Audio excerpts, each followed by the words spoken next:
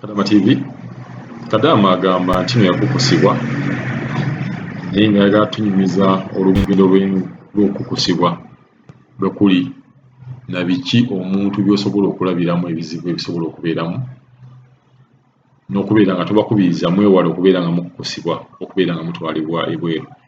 Kadaama bangi bagamba ofiisi nazo ne batukukusa ofiisi tezifaayo, naye nze ngamba kalekaleko ng'oyitidde mu ofiisi oba kampani okusinga bye bakukusa.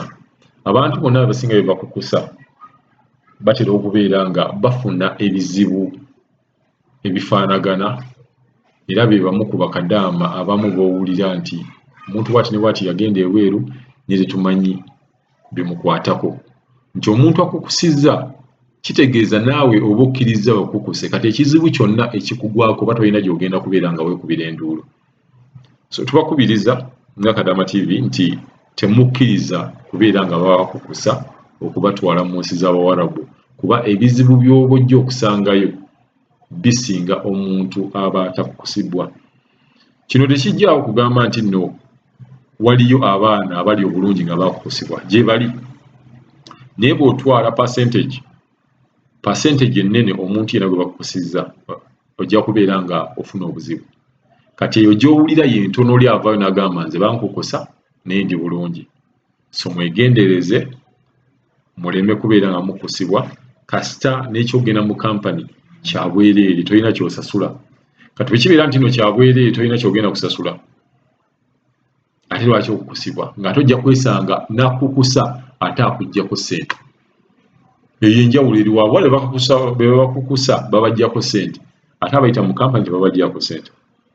So nkimanyi kampani zirina ebizibu byayo oba ebizibu byazo naye mugezeeko okubeera nga ate mwe muyita kuba olina w'osobola okwekubirako enduulu okusinga bw'ogenda nga tolina kampani yonna gy'ogenze nayo. Katuwulize Kadaama ono kikyagamba ku nsonga eyo. Halo buli Kadaama TV.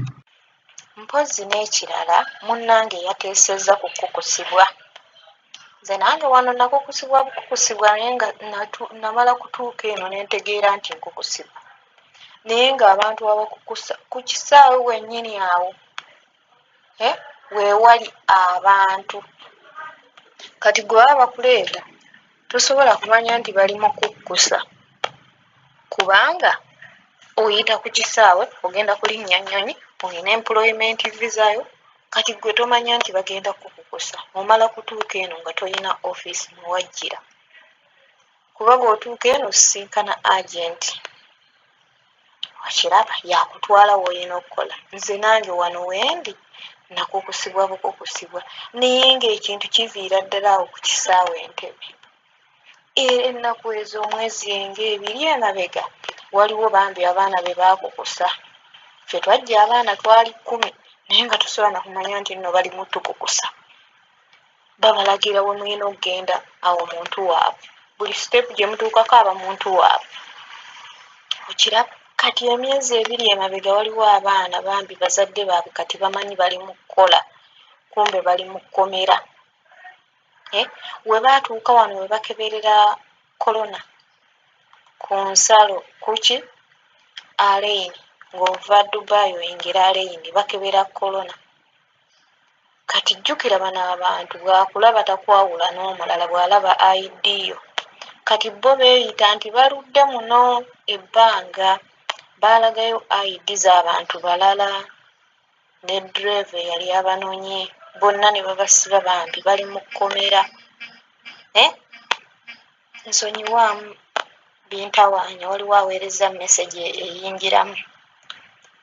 Kati bazadde baabwe tebamanyi nti abaana bali mu kkomera, bamanyi bajja kukola.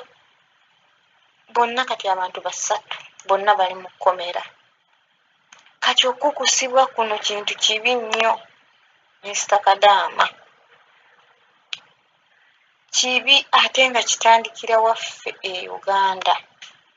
Abaana ne babakukusa. Nkulaga abaana abo baabasiba naye agenti tekimulobera era aleeta buli lunaku. Kumpi oluvannyuma lunaku 3 addamu n'aleeta. Ogenda okuwulira yaleese yayingizaawo. Kati banene weebuuza tugenda kukola tutya? nze kyensaba abantu abo abakukusa abaana beetaaga ne babateekako eriisa ejjogi ne bafunayo Kadaama n'agenda n'asongamu nti oyo naye bannange tetugenda kukomya kintu kukusibwa era tugenda kweyongera okufa nga buli lunaku tufa ng'ate buli lunaku ebikolobero bitutuusibwako.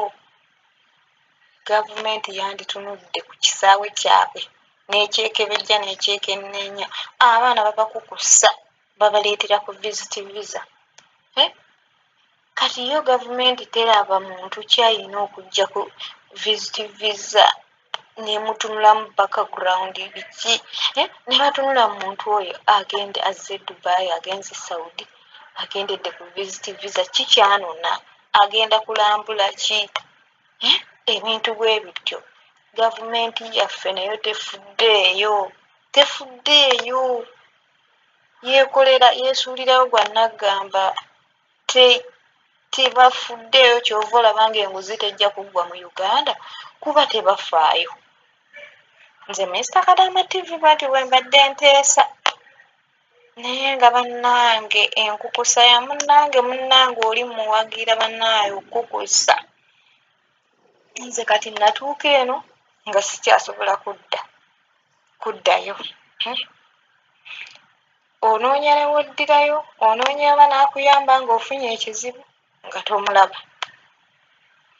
Kati ebintu bwe bityo bwe biri Mr. Kadaama TV. Bannange okukusa kintu kibi nnyo nga bwenkyogedde. Ate gavumenti yali egambye yo yegenda okutandika okuleeta abaana, kampani ziggalwewo, naye era ekintu ekyo teyakifaako, yaddamu bwezi neggulawo companies. Singa ku airport bassaawo omukono ogw'ekyuma, abaana tebandizeemu kubusibwa. Nabano abantu ne babateekako omukono ogw'amaanyi.